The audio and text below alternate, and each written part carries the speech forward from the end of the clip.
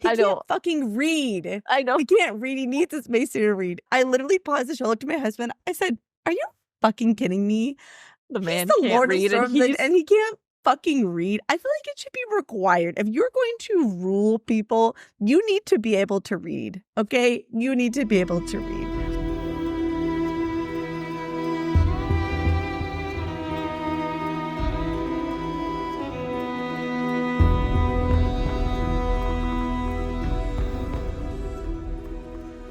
Hi, everyone. Welcome back to the Booked on Fantasy podcast. We, Addison and Lorraine, are two best friends who love to explore the world of fantasy through books, shows, and movies, but with a heavy emphasis on books. Today, we are covering House of the Dragon Season 1, Episode 10. Holy moly, we made it. We barely made it. Hanging on by a thread. As of today, when we are recording, we will be down to literally 5 days. 5 days, yep, until the premiere of Season 2. Oh my God. Sunday, everybody. Cannot wait. Yes, I literally cannot wait Come for in. Sunday. I was just telling my husband, we were sitting at the table, and I was like, you realize House of the Dragon comes on Sunday? And he's like, yeah, I know. I was like, why are you not vibrating with excitement like me? I'm going to get my snacks. I'm going to have just everything ready to go for a watch party. As a quick reminder, we have discussed everything from House of the Dragon Season 1 at this point, and this marks the end of all of our Season 1 recaps. So obviously there's been spoilers. Furthermore, we would like to remind everyone that this is an adult podcast where we will have explicit conversations. Explicit language may be used and triggering events may be discussed, so please adjust accordingly. Housekeeping. We are continuing our Crown of Midnight new reader deep dives. So far, we have released 2 episodes for that, covering chapters 1 through 13. These are spoiler-free and in-depth because neither of us have read the TOG series before. Also, if you are enjoying this podcast, please consider leaving us a review and subscribing to the podcast. This helps us immensely, and we want to continue growing our community. Thank you for those of you that have followed along with us so far. That is all for our housekeeping. So this is what you can expect from today's House of the Dragon episode. First, we will start with the State of the Realm, where we recap key events. Next, we will hold a meeting with the King's Council to analyze key events and conversations. After that, we'll continue with our trial in the Fantasy Court of Law to decide which team has enough evidence to support their claim to the Iron Throne. And last but not least, we will also share our favorite moments from the episode. And without further ado, Addison, please update us with the State of the Realm. Of course. We open this episode with young Lucerys looking at the painted table and contemplating his ascension to Driftmark as Lord Corlys's life hangs in the balance. Lucerys, who apparently gets greensick just looking at a boat, is worried that he is not worthy of such a title and position, but Rhaenyra promises to guide him. Rhaenys arrives and gives it to Daemon and Rhaenyra straight. Viserys is dead and Aegon has been crowned as his successor. Rhaenyra is so distraught by the news that it sends her into early labor. While Rhaenyra is in the throes of labor, Daemon begins giving commands and begins preparations for war. Meanwhile, Jace and Luke are practicing swordplay on the beach, and they are told that Rhaenyra requests their presence at once. Rhaenyra gives them the down low on everything that has happened in King's Landing. As they depart, Rhaenyra reminds Jace that despite what's happened, he is still heir to the Iron Throne and that nothing should be done unless it is by her command. Jace, Daemon, and the others are gathered around the painted table yet again. Daemon and Jace have a power struggle, and Daemon says he will show Jace the meaning of true loyalty. Apparently to Daemon, true loyalty means using his badass dragon to intimidate people into bending the knee to Rhaenyra. But hey, whatever works. I thought that was so funny. He's like, true loyalty, by the way, look into the mouth of this dragon and promise us that you will support us. Like, oh, I know. Okay. Intimidation, actually. Coercion. Yes. Oh, God. Okay. Not another birthing scene. I literally can't. In a horrendously graphic and devastating scene, Rhaenyra gives birth to a stillborn baby. To be honest, I had a hard time with this scene and can't stomach writing any more specific details than that. If you know, you know. In a heartbreaking follow-up, Rhaenyra prepares her baby for a funeral by fire. Daemon and Rhaenyra look on as the funeral proceeds, and Sir Eric Cargill arrives with Viserys' crown. In an incredibly powerful and moving scene, Rhaenyra has an impromptu coronation. Daemon places the crown on her head, and everyone bends the knee to her. With Rhaenyra crowned, she is ready to take her place and begin giving commands on how they should proceed in the conflict. There is a lengthy discussion about all the houses and who each side has already or will likely choose, and who has the most dragons. They are interrupted as they are informed that a ship has been seen with a green banner. I gotta hand it to Hightower. He has guts. Rhaenyra, Daemon, and their supporters head out to meet Otto on the bridge to Dragonstone. Hightower delivers the terms from King Aegon to Rhaenyra. Shadow Daddy Daemon's response is, of course, violence, but Rhaenyra intervenes and says she will send her decision the next day. Back in the castle, Daemon and Rhaenyra have a heated discussion that turns violent. They argue about how to proceed, and the tensions boil over when Rhaenyra speaks of Aegon's dream. He violently chokes her, and Rhaenyra realizes that Viserys never told him of the Conqueror's dream. We finally get a little bit of good news. Lord Corlys arrives at Dragonstone and once there awakens and appears to be on the mend.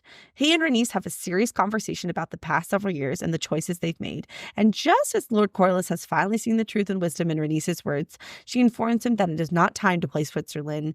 They must instead support Rhaenyra and their grandsons in the upcoming conflict. Corlys makes his way to the Great Hall and gives an inspiring speech where he pledges his support of House Velaryon to Team Black. He also gives them another bit of good news. His efforts in the Stepstones have been successful and they now control them. This also means they control the flow of travel and trade to King's Landing. It is decided that they need to rally more support, and instead of sending ravens, Jace and Luke will go as messengers on Dragonback. Rhaenyra prepares them both for their tasks and makes them swear they will go only as messengers, not as warriors. Simultaneously, Daemon has disappeared into the dark tunnels of Dragonmont. He approaches cautiously and sings a Valyrian lullaby. Jump scare. Just as you begin to think Daemon has lost his mind, an incredibly intimidating dragon lights up the cave with dragonfire, and you see Daemon go face to face with them. Lucerys lands in Storm's End, and the stakes are raised immediately when he sees Vhagar and realizes that must mean Aemond is also there. Lord Baratheon is unpleasant to say the least, and is very dismissive of Lucerys. As he turns to leave, Aemond demands that he has a debt to repay in the form of an eye. Luke, remembering his promise to his mother, says he's not there to fight, only as a messenger. Aemond does not care, and just as blood is about to be shed, Lord Baratheon orders that nothing of the sort happens in his hall. It is stormy as hell as Lucerys mounts his dragon and makes leave for Dragonstone. Aemond uses Vhagar to taunt and scare Lucerys, and what is meant to be a non-violent but intimidating show of force turns deadly. Aemond loses control of Vhagar, and he straight up devours Lucerys and his dragon Arax. Aemond looks shocked and horrified as he watches what remains of Arax fall to the ground. In our final scene, Daemon informs Rhaenyra of what occurred in the skies above Storm's End and becomes the living embodiment of, if looks could kill, there is cold rage and the promise of retribution in her eyes as she turns to face the painted table and her future. Woo! That final scene, I was like, go get him, Rhaenyra. Talk about a season finale. No. Honestly, I feel bad for Aemond, actually. I mean, I feel bad for everybody, obviously way more Rhaenyra, but we'll talk about it when we get there. But it's bad for everyone on so many dimensions. Yes, agreed. Thank you for the summaries, Addison. Let's go ahead and go to the King's Council. As always, we have to talk about the title of this episode, and especially because this is the last episode of season 1. The title of this episode is The Black Queen. This is clearly about Rhaenyra and her ascension despite the circumstances. I also found the title of this episode in comparison to the last episode very interesting. This episode is called The Black Queen. The last episode is called The Green Council. And to me, the implication is that it's not a true king who sits the throne, but a figurehead maneuvered by a clever and ambitious council, whereas Rhaenyra is a true queen that has a council that supports her, not the other way around. And so I thought the juxtaposition even of those two titles is really interesting. The Green Council, the Black Queen, right? It's not the Green King and the Black Queen. It's a council versus a queen. And in reality, that is very reflective of episode 9, where we see that the council basically maneuvers, plans, and controls everything. And they basically hold Aegon's hand through the entire ceremony. So I thought that was just a really interesting juxtaposition, even just in the episode titles. Well, they are usurpers after all, so serves them right. Well, that remains to be seen. Fantasy Court of Law, baby. I guess. I emotionally support Team Black. I don't give a shit if Team Green has claim. But for that section, I will try to be unbiased. So our season 2 episodes are going to be really fun. So we'll see. Oh my gosh. Oh, I don't oh. even have ideas of where this is going to go. I really don't. Mostly because we've never read the books. So, Mm-hmm.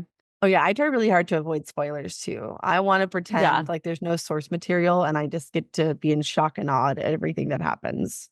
Yes. Yes.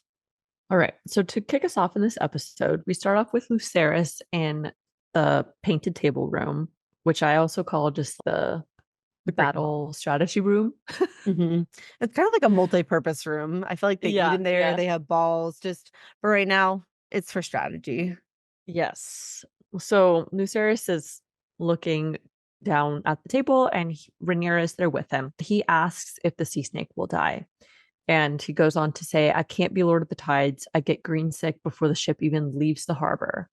So he's very nervous about ruling. He has a lot of apprehension. Rhaenyra reassures him and says, we don't choose our destiny, it chooses us. And Lucerys continues, Grandsire let you choose whether you'd be his heir. And then Rhaenyra says, do you want to know the truth of it? I really like this quote. She says, I was frightened. I wasn't ready to be queen of the seven kingdoms, but it was my duty. In time, I came to understand I had to learn my inheritance. And then Lucerys says, I'm not like you. I'm not so perfect. And it was really cute. I really like their conversation because it's so clear how much Rhaenyra loves her kids and how much they in turn love and respect her as well. Mm-hmm. But obviously, this conversation between them just makes the ending so much worse. Yes, that's literally exactly what I wrote. This is such a sweet moment, but when you know what happens at the end of the episode, it's absolutely heartbreaking. We have to remember too, he's just so young. In that Yeah. conversation, Rhaenyra confirms how old he is. He's 14. So Yeah. he's a baby. And so it just, I can't. I don't want to dwell on it. I don't want to Yeah. talk about it. I don't want to Yeah. have to talk about it until I have to. Okay. So by the end of their conversation, Sir Laurent interrupts them and informs Rhaenyra of Rhaenys' arrival and that she urgently requests to meet with Rhaenyra and Daemon. And this is where we get our meeting with Rhaenys. She basically gets straight to the point and she informs them that Viserys is dead. Rhaenys says, I grieve this loss with you, Rhaenyra. My cousin, your father, possessed a kind heart. And Rhaenyra obviously looks rightfully shell-shocked. The acting in all of these episodes is just so good. The cast is Yeah. so on point because you can just see, oh my gosh, I don't know. They don't have to say anything and you know exactly what they're feeling. Yes, there's a lot of scenes, especially in this episode, where there's little to no dialogue. And in a way, Mhm. it's almost more powerful. And I think that just really Yeah. speaks to the cast. I say the script, but there's no words, but you know what I mean. The script Yes. Yeah. and just the chemistry between the cast that they're able to play off of each other. And Hmm. yeah, it's really, really good. I agree. So Rhaenys then continues on and says there's more. Aegon has been crowned as his successor. And at this point, Rhaenyra has a very sudden pain in her stomach. And clearly, this foreshadows her pregnancy issue to come. Rhaenyra says they crowned him. Daemon interrupts and says, how did Viserys die? Rhaenys says, I could not say. And then Rhaenys goes on to say it's been 1 to 2 days, but she was imprisoned while they prepared Aegon's crowning. And Rhaenyra goes on, Alicent demanded you declare for Aegon. And at this time, I really don't think that Rhaenyra expected this from Alicent at all. She's very surprised to hear that Aegon has been crowned and that the queen, Alicent, agreed with all of that. And Hmm. obviously, it makes this betrayal so much worse. I think they'd kind of come to an understanding. But with this all happening, she's like, what the fuck, right? Yeah. Well, you have to remember all of this is happening within just Very quickly. days of Yes. the nice family dinner they had where they were toasting to each other. And Hmm. you have that moment where you're like, oh, maybe everything's going to be okay. And so I think for Rhaenyra, she's still in the mindset of Allison and I have maybe moved past our differences and we're going to repair things and be okay moving forward. And not to Hmm. mention, we knew Viserys wasn't doing well, but I think he did die a little unexpectedly, right? There had Right. been Right. not a dramatic change in his health from his normal day to day. suffering.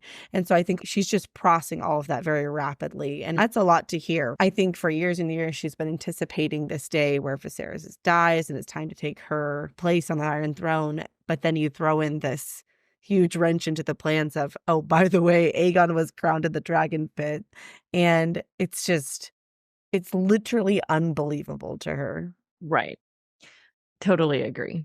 So Rhaenys goes on to say, yes, she did. I refused her, as in whether or not she declared for Aegon. And Daemon says, and yet you are alive. Rhaenyra notes that this was a public crowning in their conversation intended to make Aegon appear as the rightful king. And Daemon also continues and says, Rhaenys could have flamed them all. She had a perfect opportunity to do so. And Rhaenys says, a war is likely to be fought over this treachery, to be sure, but that war is not mine to begin.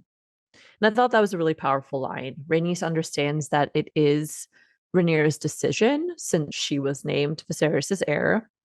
And Rhaenys goes on to say she only warned them out of loyalty to her husband and her house. And her final line is, the Greens are coming for you, Rhaenyra, and your children. And then Rhaenyra, again, has a stab of pain. And this time she finds blood. Yeah. So we have to talk about Rhaenys' decision, right? This has been heavily debated on the internet when the show first aired. But I want to know your thoughts. I have many thoughts about this, but I want to know yours first. Do you feel that Rhaenys made the right choice in not torching all of Team Green? Because she clearly had the opportunity. She basically could have ended it right then and there. So what do you think? Emotionally, I think she should have flamed him. Done. Just don't even bother with all of this other stuff, because also if she had done that, there wouldn't have been a war if the Greens had been flamed.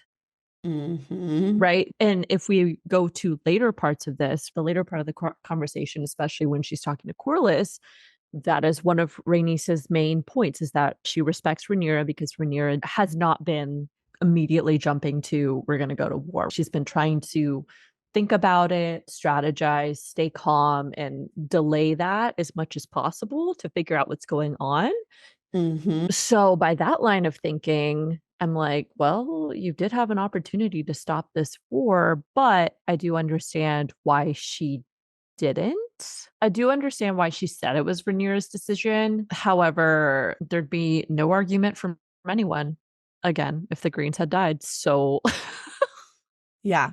You basically took the words right out of my mouth. I was going to say it's very contradictory of Rhaenys to say, it's not my war to start, blah, blah, blah. And then in the same breath tell Corlys, well, I respect Rhaenyra because she's trying to prevent bloodshed, right? Rhaenys is a smart woman. I'm sure she can do the math. If she would have taken out Team Green, probably would have avoided a war. There may have been a few skirmishes and retaliation, but that would have been the end of it. But I think there's an element that is not necessarily played as well in the show as it could be. And that is Rhaenys fucking hates Rhaenyra and Daemon. Okay? It's mentioned, it's discussed. I feel like it's not played out that way in their interactions. It's not as hostile as really it is. Because remember, Corlys and Rhaenys blame Daemon for the death of Laena. To a certain extent. I mean, I think they also know labor pains, etc. But for taking her away to Pentos, there's always this idea that she would have been better off back home. So they hate Daemon. And then to add to that, they also think that Rhaenyra and Daemon were complicit in Laenor's murder. Right. And Laenor's death. They think that they had him murdered. And so especially Rhaenys fucking hates them. And not to mention, too, they both know that Rhaenyra's children with Laenor, quote unquote, are bastards.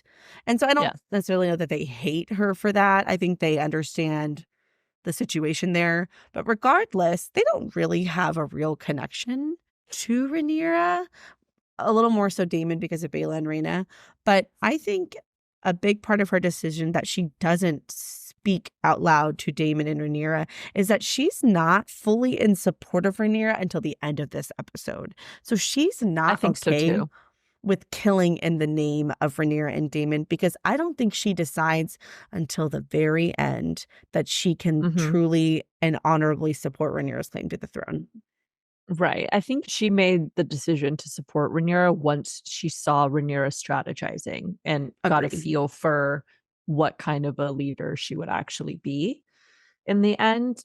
But yeah, I agree that I wish that they had hashed that out. I wish there had been a resolution to that point of tension between them, but they never really do. But maybe that's the point, is that it's supposed to be a subtle undercurrent for Rhaenys' character. Maybe we'll get some more of that in season 2. Because you have to remember, the timeline of these 2 episodes is like 48 to 72 hours.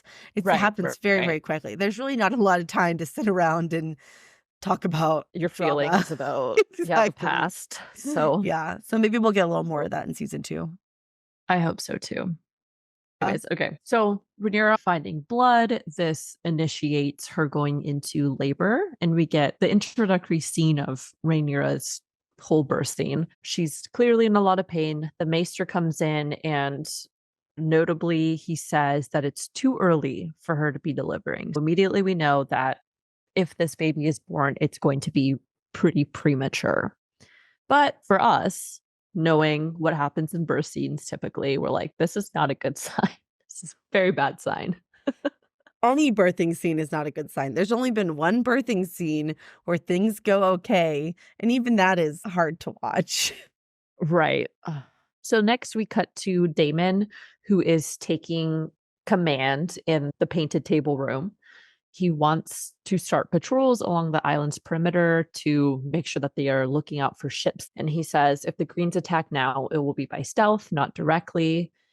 And as he's commanding, you can hear Rhaenyra screaming in the background, which is not great. I thought her screams were kind of funny. Of course, if someone was actually in labor, I would not be laughing, but it's an actress. And so it's funny to picture her in the room. And they're like, okay, Rhaenyra, now pretend like you're really in pain, And you think about how many takes they had to do to get that. I don't know. It's just kind of funny to me. I thought it was interesting they were so close. I didn't realize that where she was and where they are is right next to each other. Maybe she's just yelling that loud. She's literally so loud you can hear all over the castle. I don't know. It's kind of weird. Anyways. Anyways, Daemon just continues on, and he notes that they don't have as many men in ships, but they can make themselves appear stronger than they are. That is the end of Daemon's scene, and next we jump to Jace and Luke. So Jace and Luke are outside on the beach, and they are training. Rhaenys comes outside and tells them that Rhaenyra wants to see them. So one thing I thought was interesting when you see Jace and Luke practicing on the beach, it's a very quick shot, but Luke makes a mistake or something and Jace knocks him to the ground and he actually screams at him and he's basically like, are you kidding me?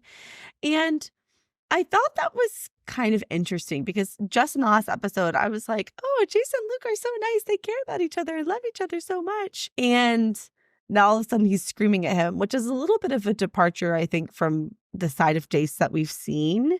Oh. Did you think that was, maybe I'm just reading too much into it. Maybe it's just like the heat of the moment kind of thing. But I thought it was kind of weird. Well, I think this plays into the differences between their characters. I think Jace takes this role seriously. He wants to train. He wants to make sure that he is ready. And Lucerys, on the other hand, definitely appears to be much more timid. So I interpreted that as Jace being frustrated with Lucerys because he's worried about him. He needs Lucerys to be able to defend himself well because you can't make a mistake when you're fighting somebody in real life. The moment you make a mistake, that is when you are ended and you die. So that was my interpretation of that. Oh, that's excellent. I did not have that thought, but that was said very well. Well done. And it makes me feel a little bit better because it's out of love and care and fear for his safety more than it is just being an asshole. Okay, that makes me feel better. Yeah. Okay, good. No, I don't think Lucerys was being an ass at all. I think it was 100%. I need you to be well trained so you can protect yourself, and I don't need to worry about you. Okay, that makes sense. Yes. And then the next scene, they walk in, they see Rhaenyra is clearly in pain and struggling. And she says, your grandsire, King Viserys, has passed. Lucerys is very shocked. Rhaenyra says, the Greens have repudiated the succession and claimed the Iron Throne. Aegon has been crowned king. Jace says, where is Daemon? Rhaenyra says, I don't know. Gone to madness, gone to plot his war. Which I thought was interesting because she really knows Daemon very well, because that's exactly what Daemon is doing, right? Oh God, the moment he heard the news from Rhaenys, I love that moment when Rhaenys tells him and he's looking at the fire, and as soon as he hears that, he whips his head around and he's like, say that again? Say that again? Yeah. And you can tell he's like, let's go to war, baby. Yeah, he's pissed. Rhaenyra says, whatever claim remains to me, you are now its heir. She's speaking to Jace as she says this. Not is to be done but by my command. Every scene is very intense, but this is a hugely critical time for both Jace and Rhaenyra, because Aegon's crowning has occurred, and also because she is about to birth this baby. It's not a great time for her to be giving birth. And her call out to Jace is really important because Rhaenyra very well recognizes that anybody could die, right? Yes. Whenever you have war times, somebody is likely to die. And if she dies, Jace is next in line. It's really important that nothing rash or critical be done, and that Jace doesn't put himself in danger unnecessarily. Yeah. I took that comment very similarly. I think there's two main reasons she's saying that. The first is a little more obvious. She's afraid she's going to die during childbirth, right? It's very common, happens to a lot of women in this realm, time period, etc. And so she wants to remind Jace that if she is to pass, this war, this contesting of the succession is on him. But I also feel that this scene does a really good job of physically manifesting and portraying Rhaenyra's struggle throughout the entire series. She's a woman. Surprise, surprise, okay? And we know that this is the main reason people don't support her claim to the Iron Throne, because she's a woman. And in what is quite possibly the most important moment of her life, where is she? Bedridden, giving birth to a baby, a sacred experience that only a woman can do. And so I think it's this pinnacle of all of those fears and realities all coming together in this moment. And she's powerless against it, right? She can't fight biology, and she can't change what's happened in King's Landing.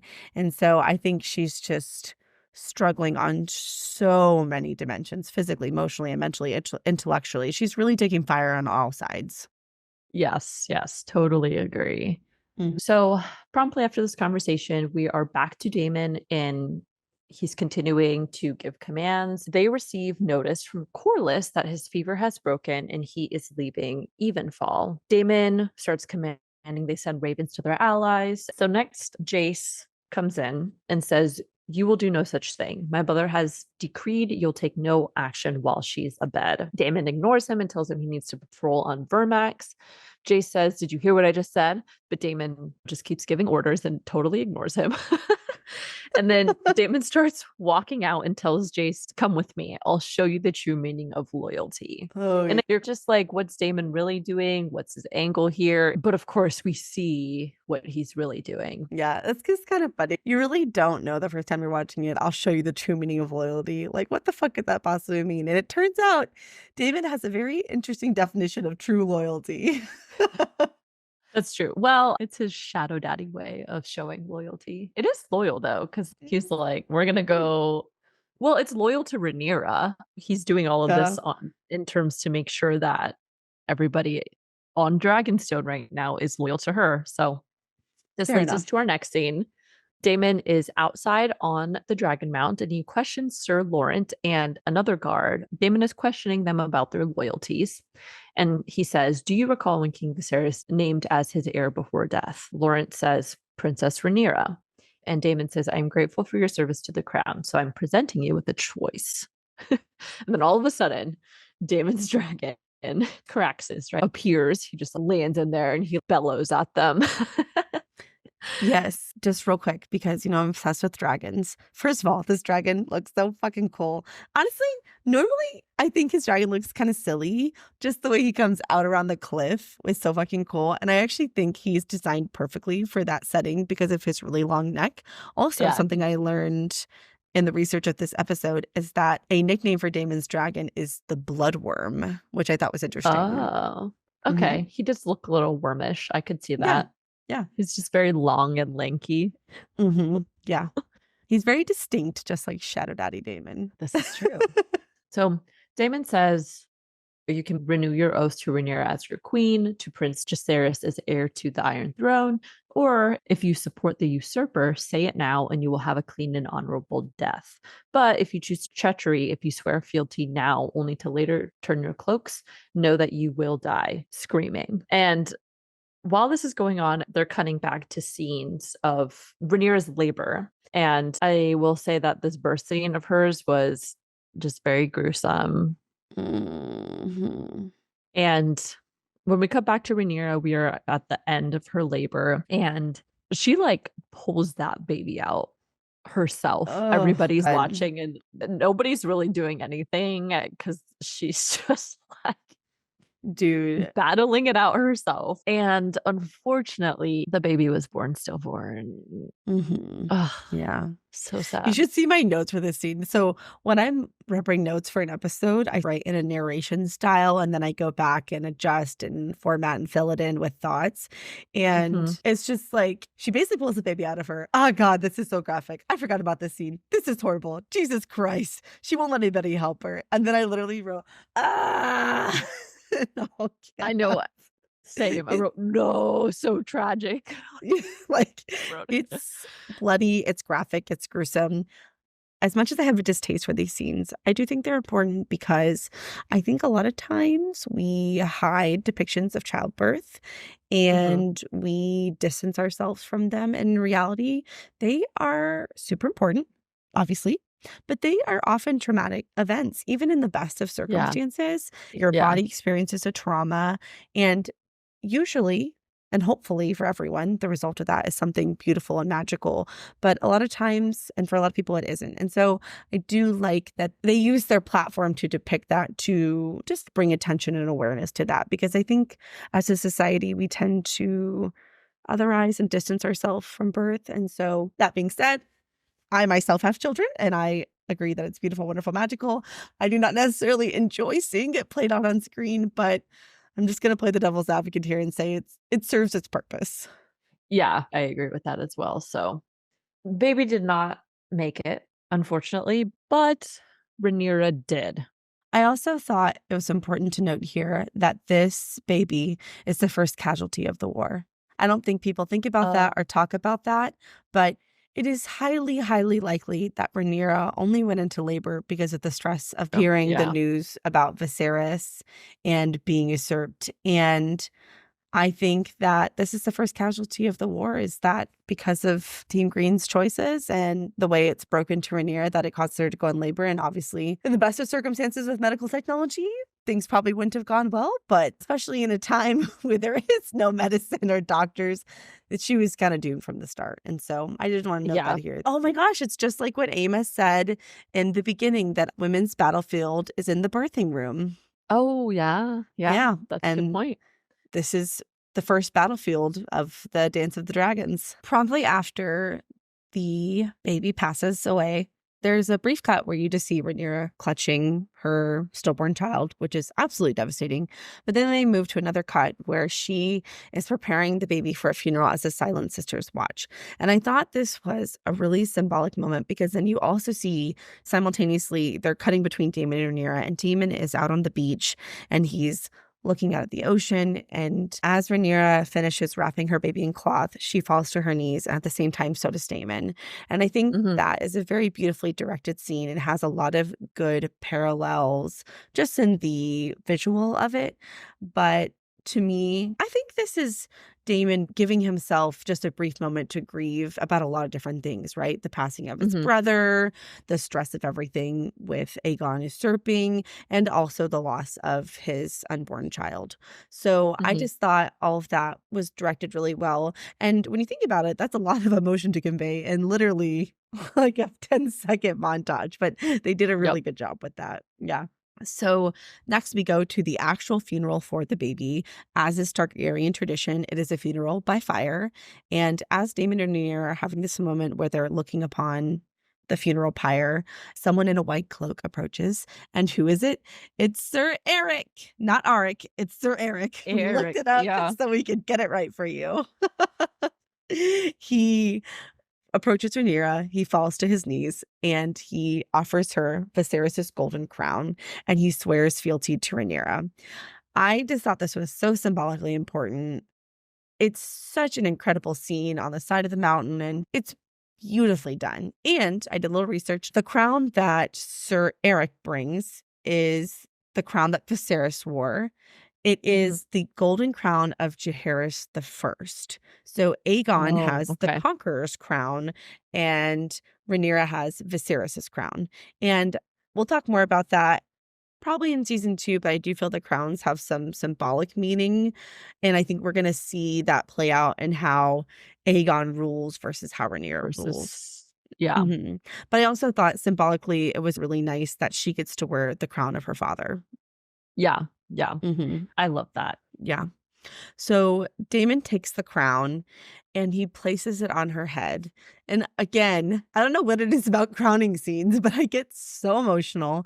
And I thought this was just absolutely beautiful because it is so evocative of the episode where Daemon helps Viserys and he places the same crown back on Viserys' head. Yeah. And I was like, oh. And then Daemon kneels and he says, "My queen."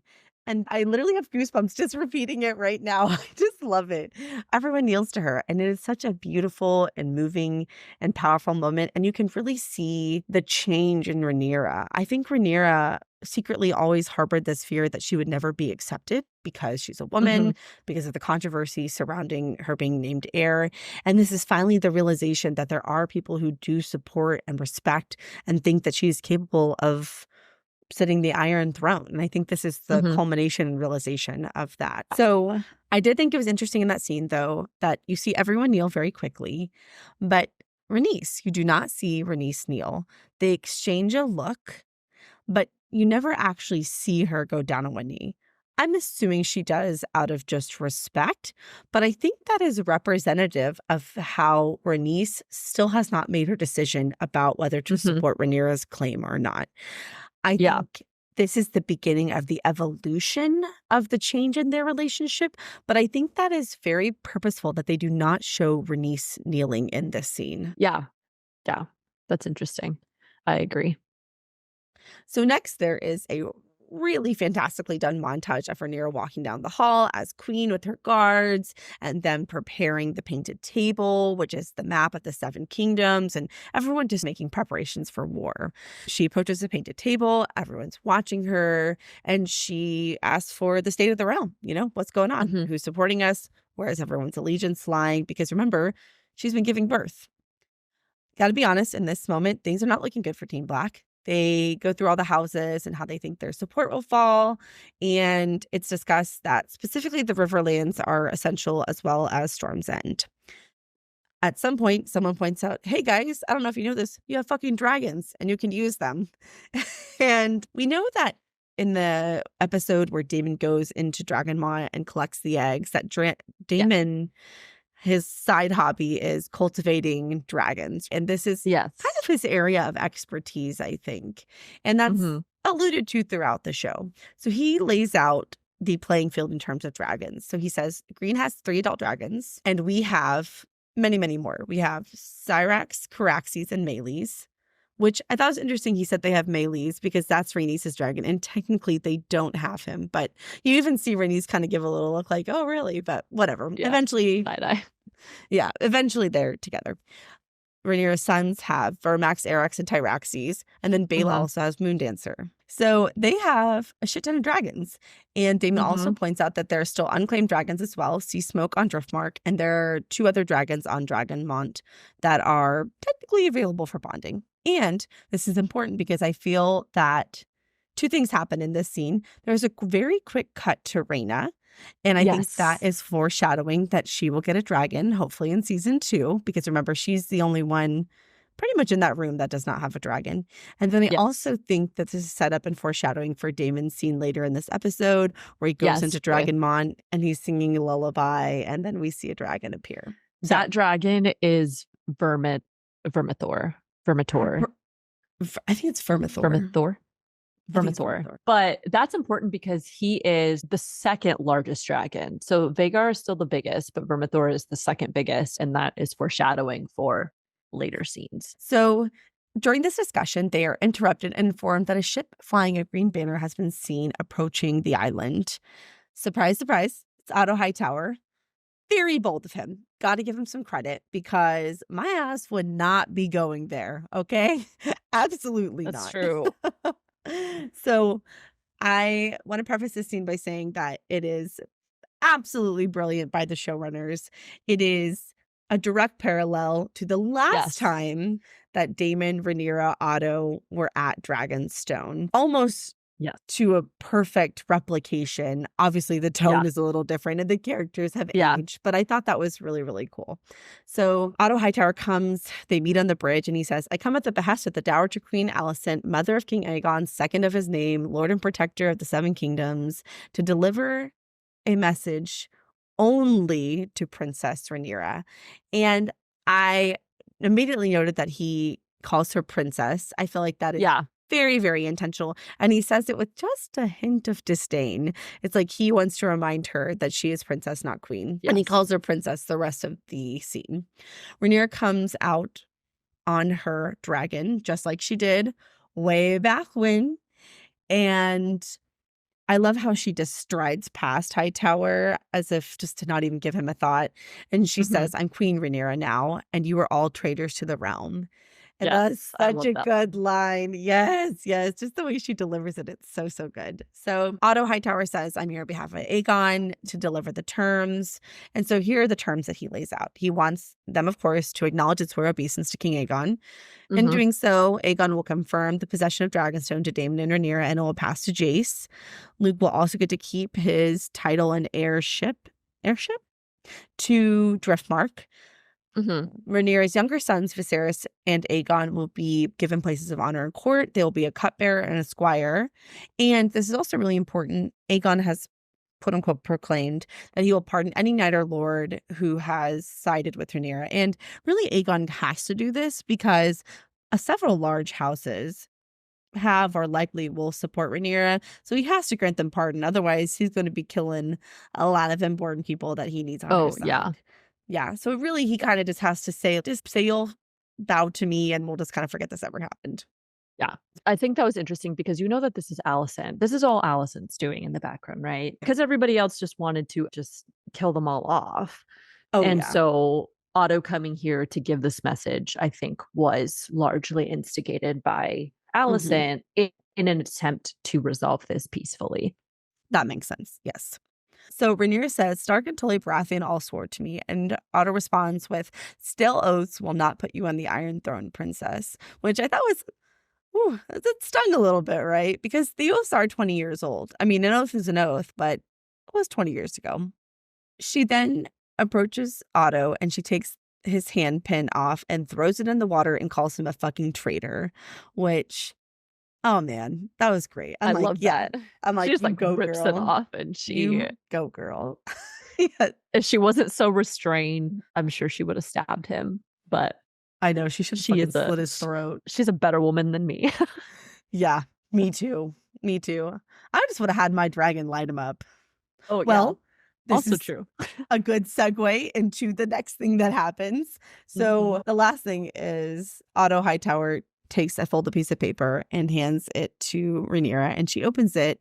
And at first I was like, the the fuck is that? What's that? Yeah. And then all of a sudden the realization hit me that it's a callback way, way, way in the beginning. I think it's the first episode when Allison and Rhaenyra are in the Godswood and they're reading a book and Rhaenyra rips out the page and Allison is like, oh, such a rule breaker. Oh my gosh. But it's a symbolic gesture and representation of the love and friendship they once shared. And that's pretty much exactly what Otto Hightower says, is that Queen Allison has not forgotten the love you once had for each other. Mm-hmm. Damon does not give a shit about anything sentimental at all. And he's like, who fucking cares, basically. Yeah. Damon takes out his sword. Let's rumble, baby. I did have a funny quote from Damon, though.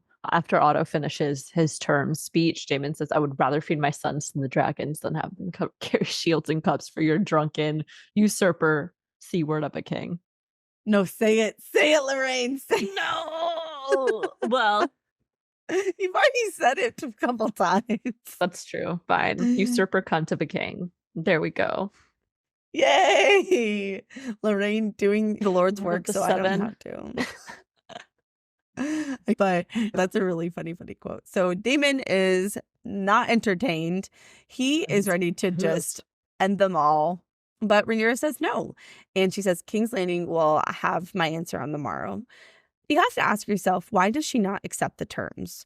And ultimately, I think that it's too risky. She will always be a threat as long as she and her children live. And I think if she were to accept the terms, the peace may last for a few years, but ultimately there would always be whisperings about Rhaenyra as the rightful heir. There would always be discontent. And eventually I think they would all be assassinated.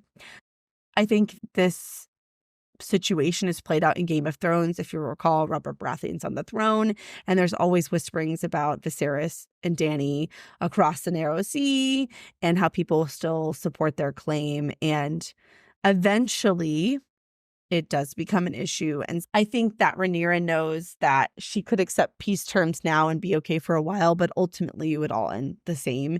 And her best time to strike to garner support is now. If she waits a few years, the support for her claim is going to wane. And so if she wants to have any meaningful chance of actually ascending the throne and keeping her family alive long term, she's got to act now. Yes, absolutely. So moving on, Daemon and Rhaenyra, they're back in the painted table room and they are discussing the events and everything that they've learned, the terms obviously that have been presented to them. Rhaenyra recalls Viserys' warning that when dragons go to war, everything burns. And she says, I do not wish to rule over ash and bones. Rhaenyra is very hesitant about starting a war. Daemon challenges her, stating the Greens have already declared war. And this is when Rhaenyra clears the room. They start to argue. Daemon wants her to retaliate because it is her duty as queen to crush rebellions. Rhaenyra does not want to start a war over personal ambitions, quote unquote. She states her hesitation ultimately has deeper meaning.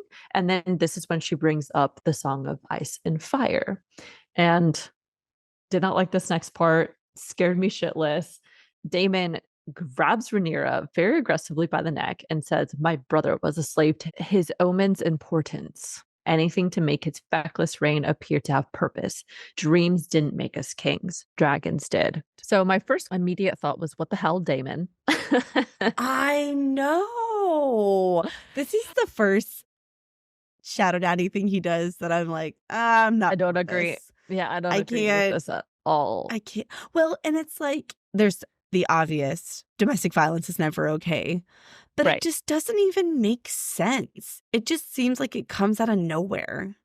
Well, when Rhaenyra makes the connection that Viserys never told Daemon of the vision, and then this is when Daemon walks out. And I think there's two things going on. So one, Viserys not telling Daemon is a blow to his ego because it indicates that Viserys didn't trust Daemon enough to tell him about this.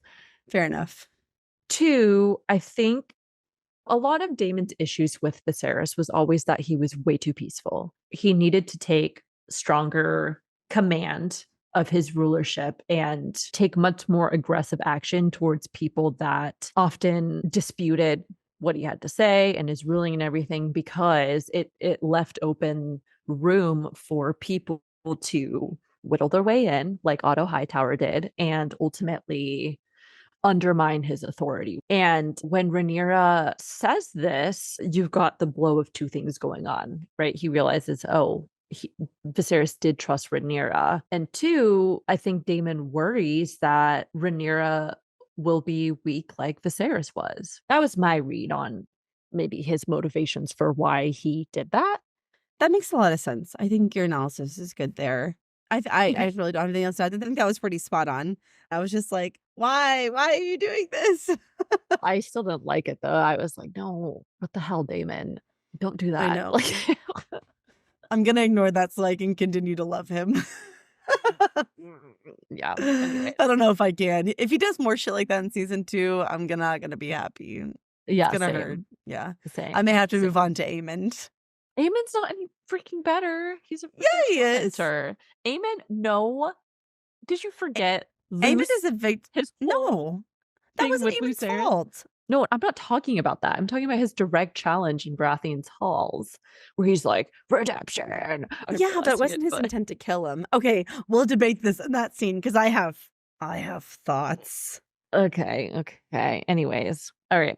So as we continue on, we cut to Corlys and Rhaenys. Corlys has woken up from sleeping and recovering, and Rhaenys is sitting there with him. Corlys nags for a little bit and is like, most men, if they fell asleep on watch or whatever. I actually have the quote because I thought it was funny. He says, okay, I've had men whipped for falling asleep on their watch. You are no man.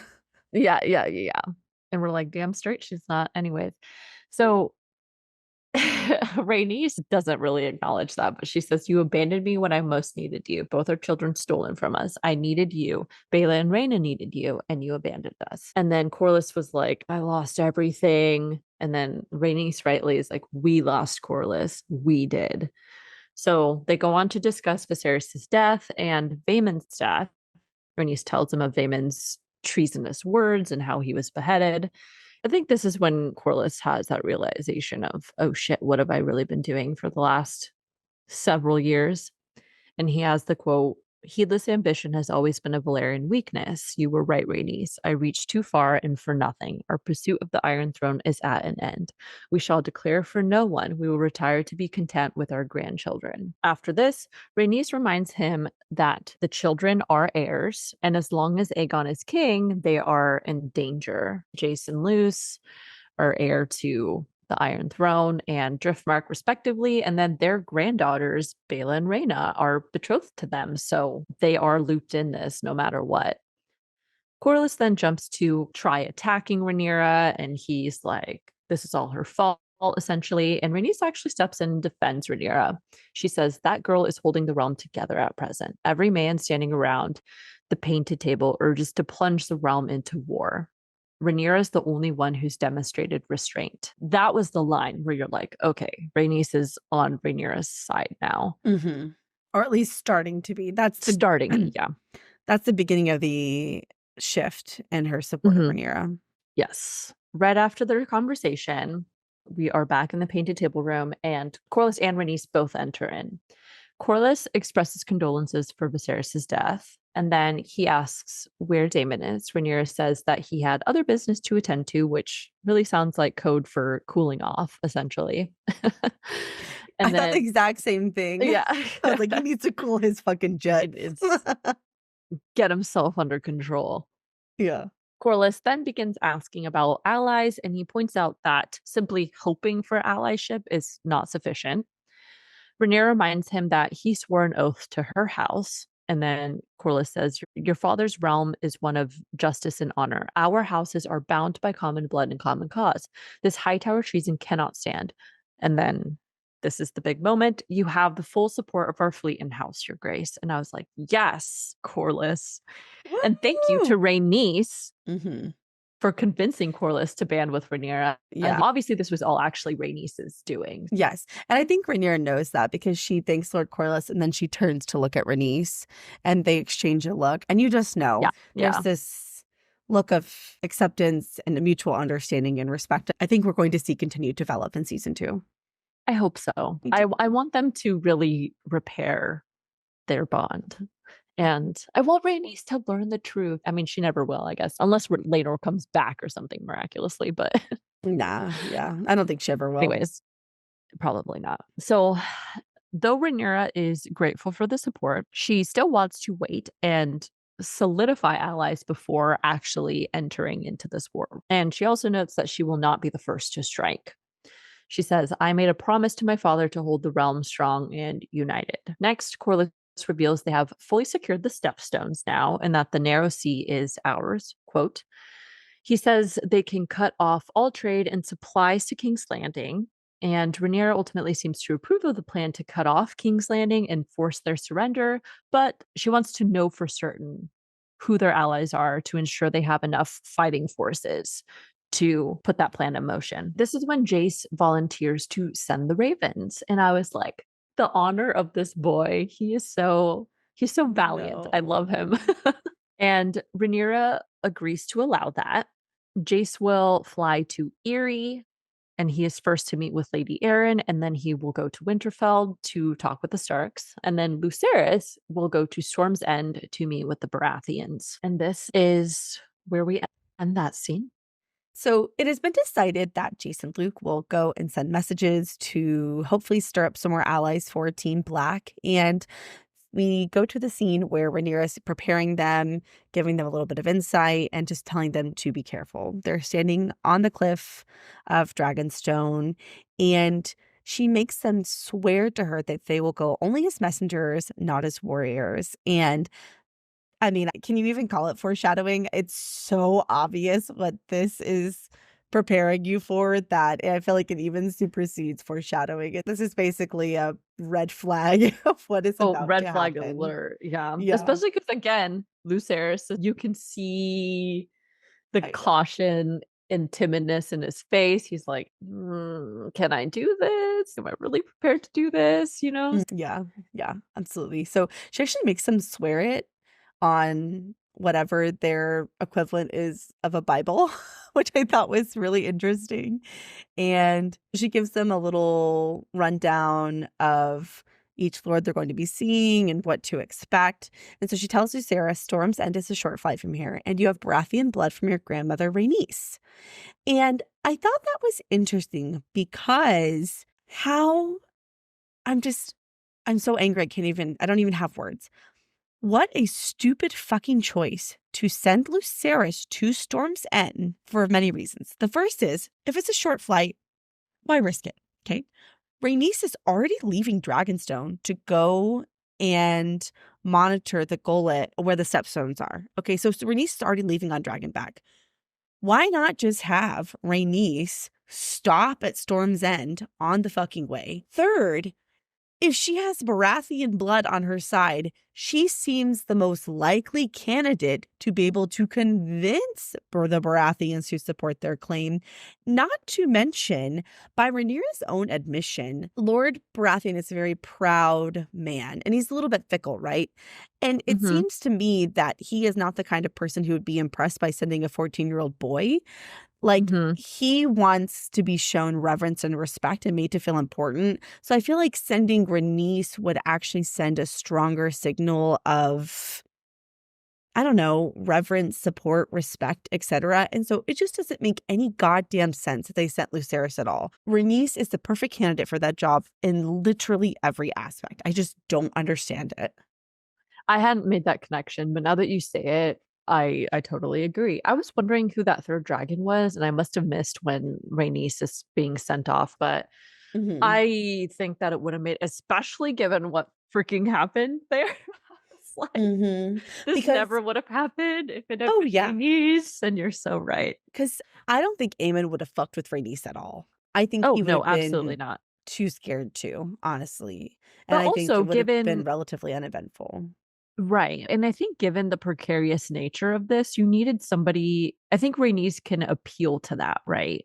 Because I think Rhaenyra's line of thinking was, oh, you share blood, but once we see Baratheon himself, then you're like, no, you really needed somebody who was kind of unsure, exactly like Rhaenys was, to appeal to that sense of, being on the fence, but ultimately, this is why I did choose to align with them. Not because I share blood and honor necessarily, it's for an entirely different reason. Or honestly, even send Daemon, because I think Yeah. Baratheon would have been scared shitless of Daemon. It would have been like, yes, of course I will honor my father's oath. Absolutely. Absolutely. Thanks for stopping by, you know? Well, it wasn't even about the oath, right? Because when we get there, Baratheon wants to know that he's going to get something out of this deal. But if Yes. I'm going to support you, I want to know what I'm going to get. He's playing politics. Mm-hmm. Mm-hmm. 100%, right?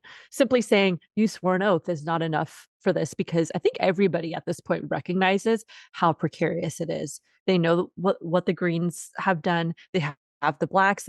The people who are undecided actually have a lot of power right now to make certain demands for things Yes. because they know their support is needed for something. So Mm-hmm. Well, and they are they going to have play to, on that bargaining power.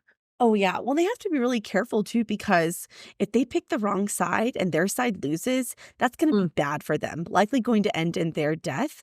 Not to yeah. mention, there's a lot of opportunity for gain in this new reality. Whoever wins, Hmm. if they pick the right side, they're going to be highly rewarded in either lands, Yes. titles, money, favorship with Hmm. the monarch. And so it's a very tenuous situation to navigate. So, um, oh my gosh, I'm so excited to talk about that. Okay, I'll wrap this scene up. So all I want to say is it is such an incredible visual when the three dragons take off the cliff at Hmm. Dragonstone. I literally played that back like 10 times because I am a music person. I love scores that are orchestrated for film, shows, etc. And the music for that scene is Oh, yes. so incredible. So I actually looked it up. It's called Blood of My Blood by Ramin Djawadi. Apologies Hmm. if I mispronounced that, but it is so cool. It is so good. So definitely go listen to it. But I fucking love that scene. Ramen wrote all the scores for Mm, Game of Thrones and now House of the Dragon. But mm, I think that music choice was really good because it simultaneously conveyed this sense of slight hope, but mm-hmm. also the undercurrent of a very foreboding, ominous nature. Yes. You're watching them fly off and you're like, I don't know about this. You get a really bad feeling just from the Yes. music. That was the perfect words to describe the music. That is the exact feeling the music evokes, I feel. So, and Hmm. actually, that song was written for Game of Thrones. So I think they just borrowed the music Hmm. to plug in here, but it worked beautifully. The next scene, we cut to a totally different area of Dragonstone, and you see Daemon just meandering through a dark tunnel alone. And you're like, what the fuck are you doing? There's war out here. Like, and you're just in here going He's for like a walk. singing a Yes. lullaby. Yes, he's Just singing lullaby in Old Valarian, and he just looks so casual and comfortable, and he goes to set down his torch, and boom, you see a huge dragon who, as Lorraine mentioned earlier, is Vermithor, and he blows this great giant blast of fire, which just looks so fucking cool. And you just see Daemon and the dragon face each other, and they really zoom in on both of their irises, which I thought was interesting. And again, we have not read the book, so we don't know how this all plays out. I'm wondering, is he going to get two dragons? And is he doing this also to have a dragon that can contend with Vhagar? oh, okay. I did look this up. This is part of it. So I have a couple notes on this dragon because I Okay. was like, clearly he's going to become pretty important. Obviously, we learned that this is Vermithor, also known as the Bronze Fury. The song is sung to a quote, fire breather, winged leader, and includes the lyrics as one we gather, and with three heads we shall fly as we were destined, beautifully freely. That's part of, I think, the song that Damon was singing. And then Oh, okay. what we found through some Googling and Reddit and everything is that what Damon is trying to do is expose Vermithor to human presence and therefore kind of make him susceptible to being claimed by someone. Damon Oh, cannot claim another dragon. he So none cannot. of them can, Okay. yeah, nobody can have more than one dragon. The only way that the dragon can choose a new rider is if their previous rider died, but one Okay. rider cannot have more than one dragon. Okay. So the idea is that if somebody from the Blacks can bond Vermithor, then he will be very useful in this war. Oh, yeah. And obviously, he'd be an excellent dragon to have because he's the second largest domestic dragon in this world.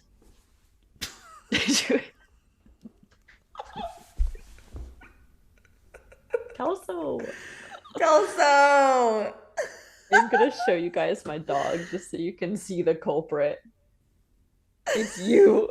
But he's so cute. He is really cute, but he just let it rip, man. He just really let it rip. He always lets it rip. He does not care. Anytime. He has the audacity to then paw at me too. He likes to paw at me. So like frequently, I mean, he's still pawing at me right now. And I'm like, sir, I cannot pet you, but you interrupt my podcast and then you paw and ask for pets. How dare you? He's just a baby. He's just a baby. Just a golden baby. Okay. All right. Anyways, so again, Vermithor is the second largest domestic dragon in the world, and he is the one who has the best chance of standing up to Vhagar successfully. Ooh, I mean, the only candidate on Team Black side who doesn't have a dragon that I can think of would be Rhaenyra, and I guess hypothetically young Viserys and Aegon, but they're way too young. They're too young. Yeah, they're not gonna approach any dragon, let alone that dragon. Right. All right. Lucerys flies to Storm's End. Oh. Okay, I'm ready. Take it away. All right. As they fly off, we really focus in on Lucerys's journey in particular.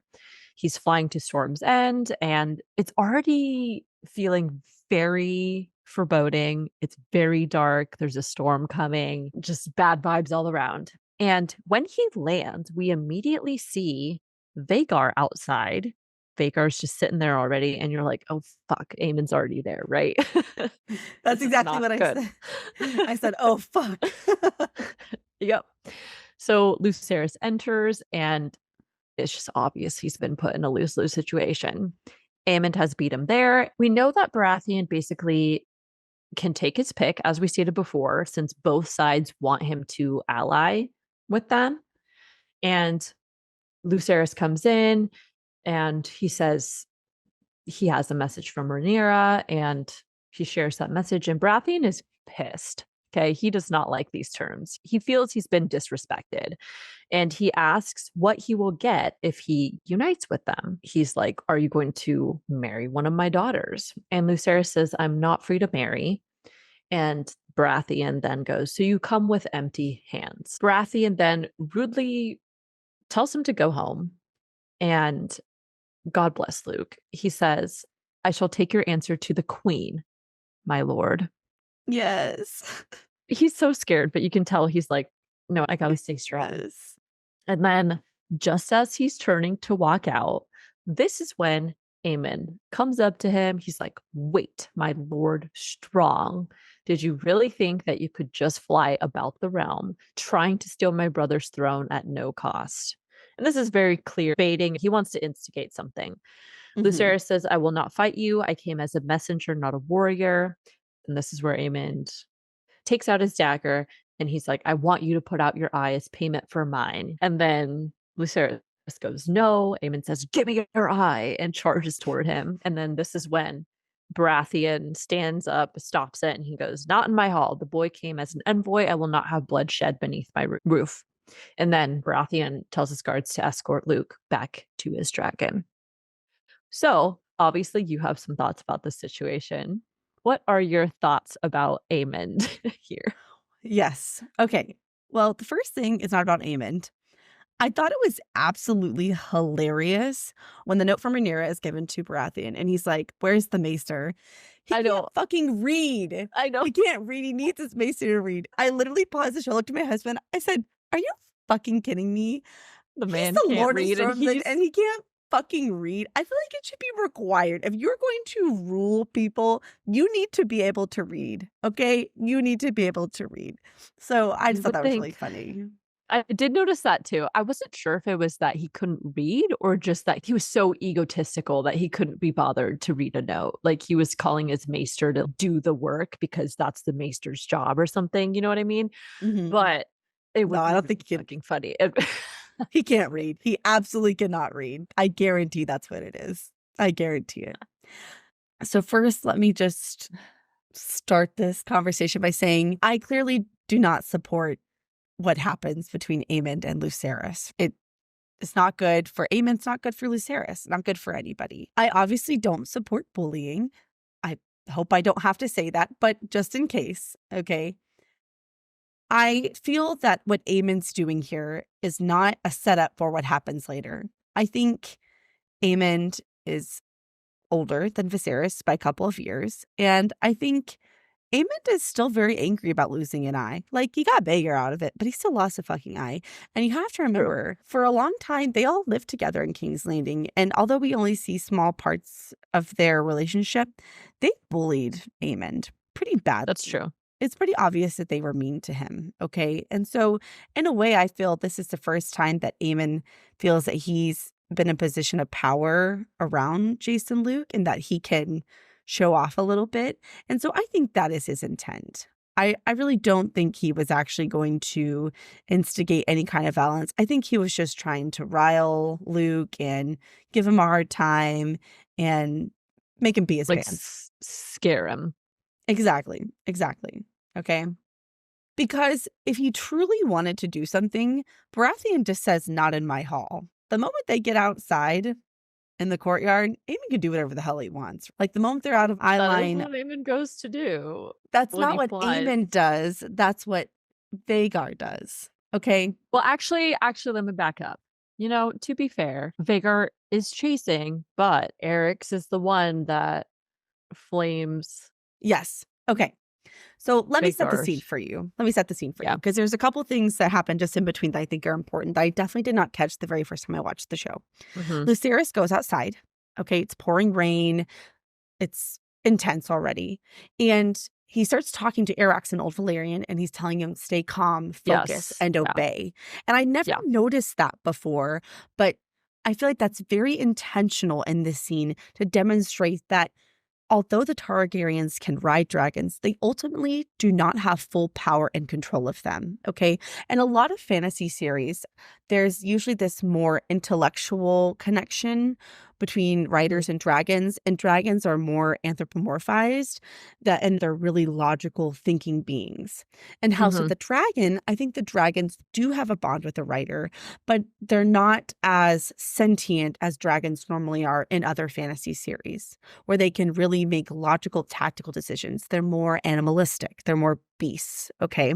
Yes. And throughout this scene, you also hear Aemond telling Vhagar, no, serve me, obey.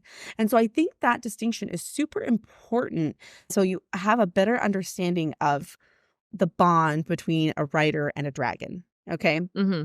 So you see Lucerys take off. I love that you hear thunder rumble. You think you hear thunder rumble, but it's actually Vhagar. And there's the most fantastic, incredible shot of the entire series where you see Arax flying, and through the thunder and the lightning, you see the silhouette of Vhagar over him. And it is like a rowboat in the ocean. It is such an incredible visual. So I just have to mention that here because I love it. So immediately you see Lucerys starts to panic. But you hear Aemond laughing, and he's calling for him and taunting for him. And this is when the chase scene begins. And I genuinely feel, again, that Aemond's intent is just to rile Lucerys, give him a hard time. But once he instills a little bit of fear in him, he's going to take off and they're going to go their separate ways. However, you have to remember that Vhagar and Arax are dragons, okay? And they're not sentient in the way that humans are. And I think Arax also senses Lucerys' fear because Lucerys probably is afraid that Aemond will kill him. I think Aerys picks up on that, and Arax also feels that his life is in peril. So when he comes out of that crevice that Vhagar can't fit into, he blows fire onto Vhagar. And you hear Lucerys start screaming, no, Arax, serve me, because he doesn't want Arax to engage in actual conflict, right? Right, right. Vhagar, understandably, is angered by this, probably hurt, not going to kill him. He's a dragon, but it probably wasn't pleasant, right? And that's when you start hearing Aemond yell, "No, Vhagar, serve me, serve me." Arax keeps flying. 2 seconds later, Vhagar comes. Chomp! It's a snack, okay? It's a snack for Vhagar. But you hear Aemond screaming, "No!" And yeah. the look on Aemond's face is clearly indicative that he is stunned by the outcome. This is not where he thought this was going to go. And I think this is the last fleeting moments of Aemond's boyhood. Aemond looks absolutely shocked by this outcome. And I think Aemond knows that the implications of this are huge. If there was any chance Rhaenyra was going to accept the terms, it's gone now. It's not going to happen. And now Aemond has to go back to King's Landing and tell them what happened and basically admit that he started a fucking war. And so I genuinely feel this is just an accidental tragedy. Of course, it could have been avoided by Aemond not being a douchebag, but he made the choice he made, and the outcome ultimately was out of his control. Right. It's similar to, like I've been saying with a lot of these outcomes, they happen to have weapons, powerful ass dragons, all these things that just tip it over in the likelihood that something really bad is going to happen.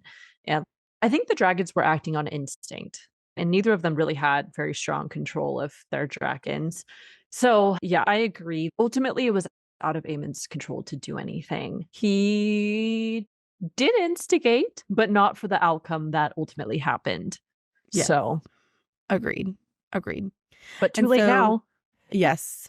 So you see what remains of Arax fall to the ground, and then we go back to Dragonstone, and you see Daemon walking to Rhaenyra, and he whispers into her ear, and she turns, so you see her back. She's facing the fireplace, and I think it's actually done in slow motion. It seems like it anyway. And you see her slowly start to break down and just clutch at her heart. And then she does this slow motion turn with the most incredible look of death and pain and retribution in her eyes. And you just know, you're like, season 2, baby, here we fucking come, because Rhaenyra is out for blood and revenge. And I can't fucking wait. Absolutely. And I'm so happy I only have to wait 5 days. I know. My last note was, it's wartime, baby. It's wartime, baby. Exactly. Exactly. Oh my God. Yeah. There is. I know. Okay, everyone. That concludes our analysis, and it is now time for the fantasy court of law. Where do we stand? Team Green is almost non-existent in this episode. There's that brief scene with Aemond and Otto Hightower, but not really in a way that is strategically important. But again, possession is 9/10 of the law. They currently hold the Iron Throne, and we know a large portion of the houses have sworn fealty to Aegon. Secondly, I can't believe I'm saying this, it feels a little crass, but Aemond kills Lucerys and his dragon Arax. Purely from a defensive perspective, this is good for Team Green because it's one less dragon for them to have to worry about. True. You're just like, who's going to stand up to that? I mean, you'd have to have 3 or 4 dragons on Vhagar at once to even have a reasonable chance. Oh, yeah. Of defeating them. And then for Team Black, similarly, in a weird way, everything changes, but nothing changes. So Rhaenyra is crowned with a small group of people that support her. The most notable evidence that supports her claim that is also going to be extremely strategically important is the support of Driftmark, because of the naval force, and subsequently they now have control of the Stepstones, which means that they can staunch the flow of trade and resources into King's Landing, which is going to be absolutely critical in the war effort. Also, as Daemon listed in the episode, they have access to way more dragons, actual dragons that are bonded and also dragons that are unbonded. And so I think that's going to come into play in a huge way. And lastly, they have started to gather support from various houses throughout the realm. I think in season 2, we're going to get a little download about which houses are supporting who and what the numbers look like from a military perspective. So there is hope for Team Black. Yeah. I agree with everything you said. Now we just got to wait and see how this plays out. But thankfully, we only have to wait 5 more days. 5 more days, everybody. We're almost there. All right. And of course, to round out this episode, we have our favorite moments. Addison, what were your favorite moments? Or do you want me to go first? I'll go first today. I'm feeling it today. Go ahead. Yeah, Okay. take it away. To no one's surprise, basically every scene that is my favorite has to do with the dragon. So I love when Daemon's dragon Praxis comes over the cliff and you see his head snake around when he's showing Jay's true loyalty. I love when they all meet on the bridge at Dragonstone. It's really cool parallels to that scene way back in the first episode. And specifically, I love the way Rhaenyra flies in on her dragon again. It just looks so fucking cool. And also in that scene, I love when Daemon whips out his sword. He's like, let's end this shit right now. You know, Daemon's he's so bloodthirsty. It's just funny to me. And then I already said this earlier. I'm just going to say it very briefly here. When Rhaenyra sends Jace and Luke off as messengers, when the dragons take off, the visual, the music, it's just chef's kiss. It's so good. Yes. And then last but not least, the entire chase scene with Vhagar and Aemmond and Lucerys and Arax, it's so good. But specifically that one absolutely heart-stopping, devastating scene where you see Vhagar's silhouette over Arax and you see the size difference and you just know it's not going to end well. And then subsequently after that scene, the look on Rhaenyra's face in the very closing scene is just devastating. I don't even have words. It's so powerful, so good. So this entire episode was really, really good. I agree. What were your favorite moments? Ooh, I too, like you, too many to count, but I'll just name a few. Like you said, I liked when Rhaenyra comes up to Otto on the bridge outside, and she just goes, "I'm Queen Rhaenyra now, and you are all traitors to the realm." And she rips off Otto's pin, and I was like, "Yes, get him." And then, of course, I like Daemon's quote after where he doesn't accept the terms, and he's like, "I would rather feed my sons to the dragons than have them carry shields and cups for your drunken usurper, cunt king." This is an instance where I agree of the use because it's referring to Aegon. So honestly, I think I can get behind it as well. And then the next scene I really liked was when Daemon goes into the dragon pit. He's singing the lullaby and we see Vermithor. It was just so cool because, again, huge ass dragon. You just know something is going to probably happen with this dragon. So I'm really excited to see where that goes. And then, I guess to backtrack a little bit, I really like the beginning scene with Rhaenyra and Lucerys, and she's giving him the talk, and she's just, she's being such a wonderful mother to her so maternal.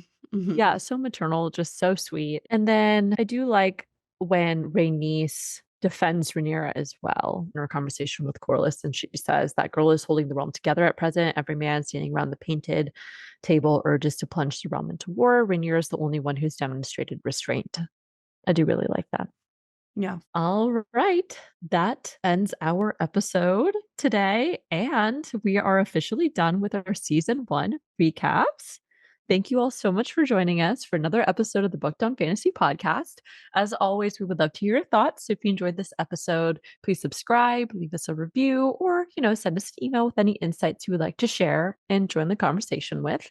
If you would like to keep up with us on other platforms, then all of our socials are linked below in the episode description. And yep, that's all we got for you guys today. Stay nerdy, everyone, and we'll catch you next week for House of the Dragon Season 2.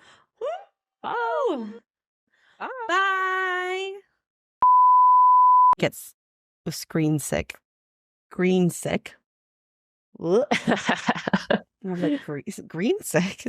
Oh my gosh. I feel like I was drunk when I wrote this. Okay. I even thought I proofread this one, which is funny because I never proofread them, and this one is worse than normal.